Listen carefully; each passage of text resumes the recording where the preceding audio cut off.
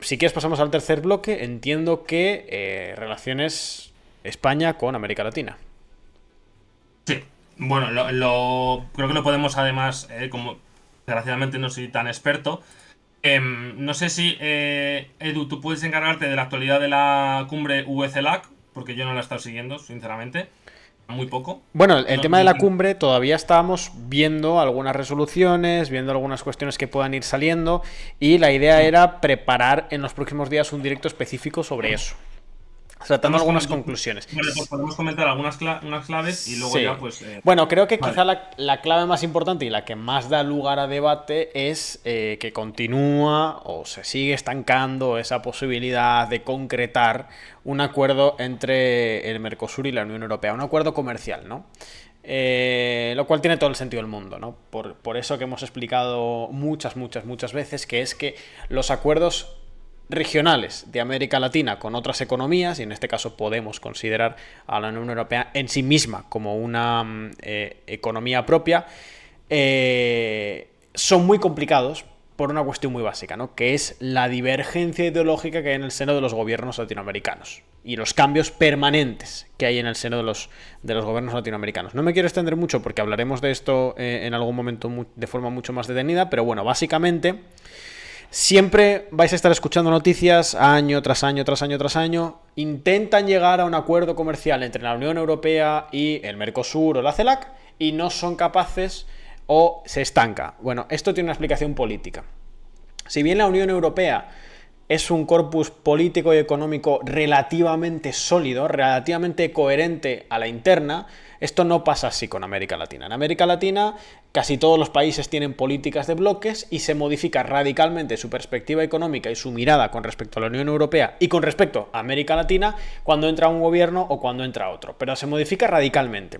Los gobiernos de lo que sería a grandes rasgos, muy a grandes rasgos, la izquierda latinoamericana tiene una posición que oscila entre el antiimperialismo y el desarrollo autónomo, con integración regional, es decir, industrialización del continente para mantener soberanía y sostener relaciones de forma independiente con la Unión Europea, hasta posiciones un poquito más tenues en lo que respecta con el autodesarrollo, que sería más una posición de vamos a tratar de agregar el máximo valor posible, vamos a hacer cadenas comerciales internas dentro de América Latina y vamos como mínimo a tener posiciones comunes para negociar con la Unión Europea como bloque.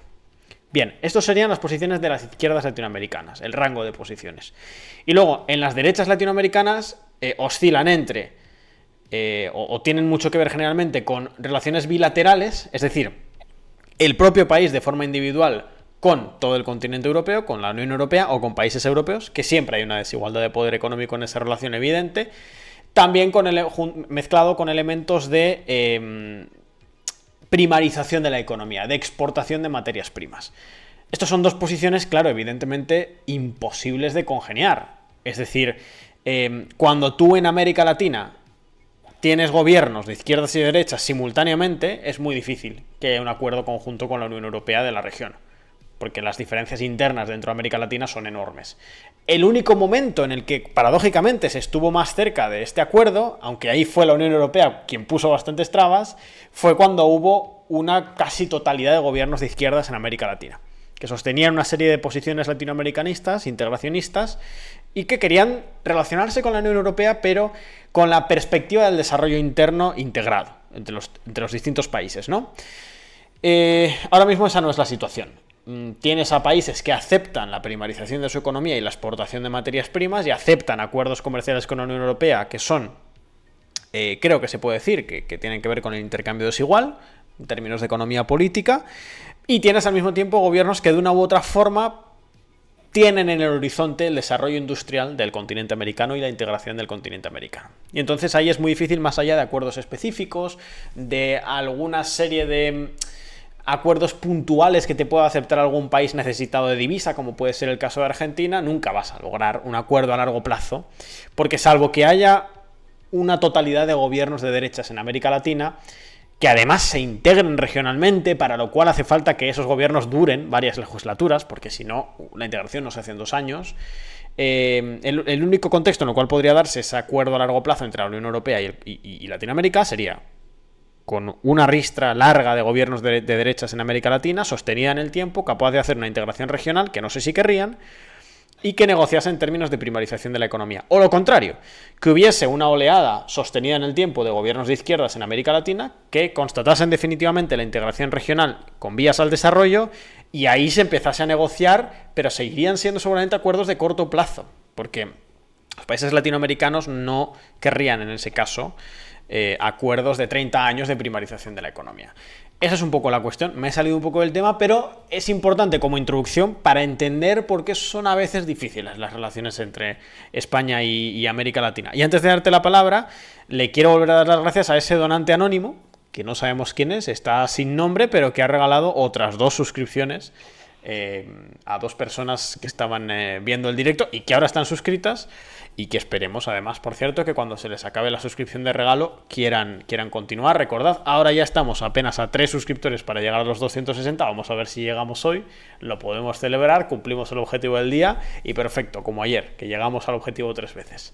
Así que dicho esto, ahora sí, Pablo, adelante. Sí, yo un par de claves para no enrollarme, porque ya me enrollo demasiado creo que con Europa y con el norte de África, que yo creo que sí que es verdad que era el tema que más... No, pero merecía la pena y era crucial hacerlo. Básicamente, como he dicho, España y América Latina tienen unas relaciones, unos vínculos muy importantes a nivel histórico y cultural, ¿no? Creo que decir que por la historia que hemos compartido, en la cuestión que compartimos la lengua, la misma lengua, etcétera, ¿no? Y además siempre, yo creo que España siempre ha sido bien vista en América Latina, ¿no? O eso, vamos, yo he tenido la sensación. Y creo que ha sido bien recibida en algunos casos. En términos culturales siempre, ¿eh? Habría que ver ya en términos diplomáticos. Sí, diplomáticos ha habido, pues, roces, decirlo. Y bueno, yo creo que aquí la principal crítica que yo puedo darle a España es que al final no ha podido tener más potencial su influencia en América Latina, sobre todo como digamos, principal portavoz de la Unión Europea, ¿no? O como principal mediador entre la Unión Europea y América Latina, puede haber sido España, ese país. Pero no, lo que ha decidido España en diversas crisis, ¿no? Por ejemplo, Venezuela, por ejemplo, Bolivia, ha sido el mero seguidismo de la Unión Europea y Estados Unidos, ¿no?